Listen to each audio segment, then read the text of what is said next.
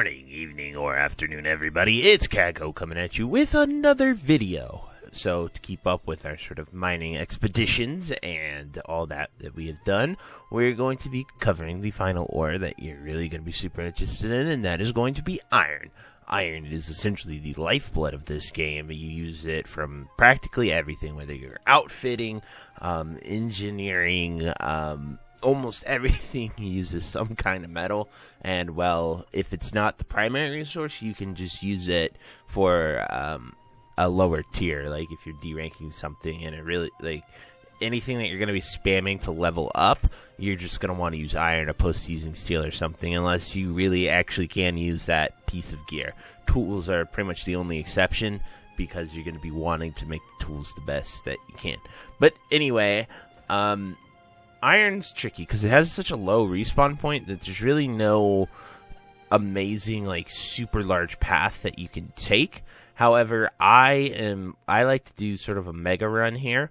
And the reason I do this is because it eliminates the chance that other people are sort of farming these things. So it can sort of make this a lot better to do. I like to run up through Devil's Quarry, do a loop around here. We're in Monarch's Bluffs, by the way. And just sort of run up around this way, come down through here. Definitely check out Verdant Grove. I always find so much iron up here. No one really ever runs over to this area. And then I will come down to the best loop in the game, per se, in my opinion, and it's this Windsward First Light loop. Pretty much iron spawns in this entire area right here. You just sort of circle this zone right like this, come up through here, up towards Eldergate, and back into Windsward. Windsward is our pretty much smelting capital. Doing this run takes me about, 30 minutes to 45, and I usually get 3 to 4k iron doing this.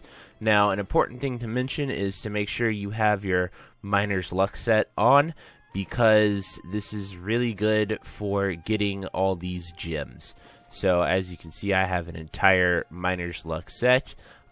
Just random pieces I have found, had, etc. Definitely, I like to use roasted potatoes, just a tier 1 food, because as far as luck goes, the only thing you're really fishing for is rank 1 gems.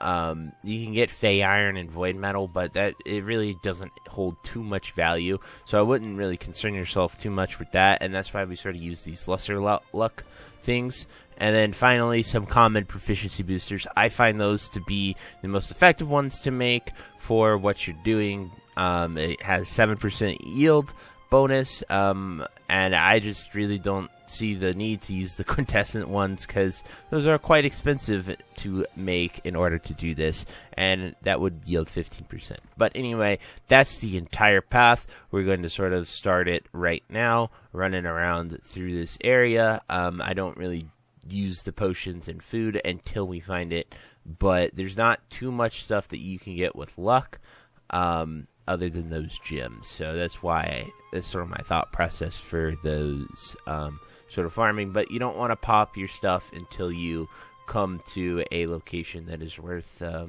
you see your first node. So anyway, guys, we're going to get along with this farm, and we will see how much iron we total with when we are done with the farm. So I will see you guys then. Whoop. Alrighty, guys. Well, we have finished our farm here. We're making it back to Windsor, doing the entire route that I sort of showed you guys. And we did pretty freaking well. We got all these gems, as you can see. Pretty decent haul with those. Our best being a brilliant diamond and a brilliant carnelian. We did find 7 sandflux, which is pretty good. But we got about 300 silver ore, 11 Fey iron, and 2,134 iron. Now, I will say the number I gave at the beginning, saying that 3 to 4k, that was with light contest. When we got around here towards the end, very contested, as well as the beginning was also contested. We found a lot of our iron in Verdant Grove, as well as up here in Millberry Hills. That's just sort of how it goes sometimes, it's hard to sort of see when people are playing and grinding You never really know when you're going to find the best times. Obviously, you can try to assume that when people aren't on, you'll be able to get more. But as you can see, like, this is Winds of Ward, and this is the pretty much capital city of our server, because there's so many people here, because it has the highest upgraded stuff.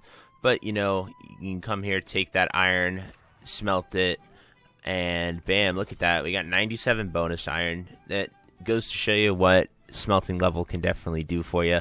The higher that is, the higher you have for that. And then if we had charcoal, we could then start to up it to steel, star metal, then orchalum, and then we would sell that. That's the best way, in my opinion, if you have the fluxes and stuff at hand.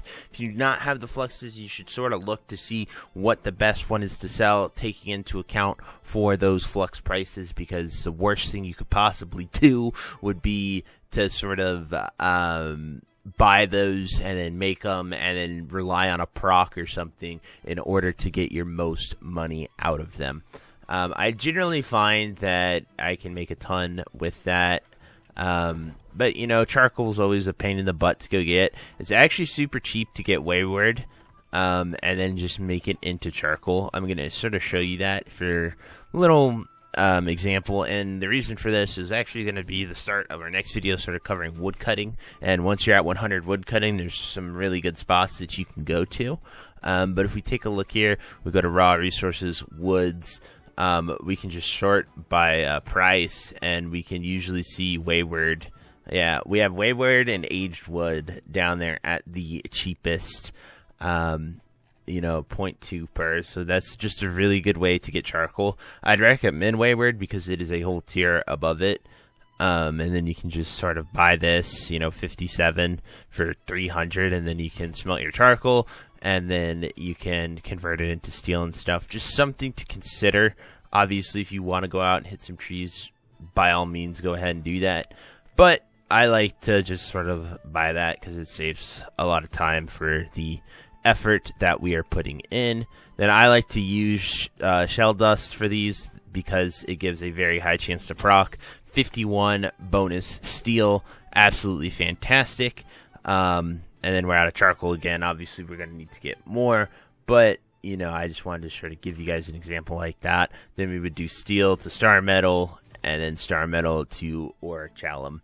So that's pretty much it, guys. That's the mining path. That's what you can do to sort of process it at the end to make the most money. Definitely check to see whether steel, star metal, or ori bars are the biggest, because you know you're never gonna, like, I don't know what it is. It varies per server, per city. So that's just something you're gonna have to do for yourself. But anyway, guys, I really hope you enjoyed this video. I hope it helps you on your expeditions, and if you have any comments, anything like that, please let me know. I always love reading them and seeing what I can do to sort of improve my farms and help you guys out even more. So anyway, thank you so much, and I'll see you next time. Bye-bye.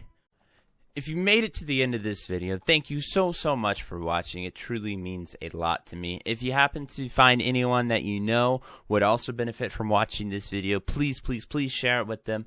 It helps me out a ton and allows me to keep doing what I love every single day, and that is gaming and sort of helping people any way that I can.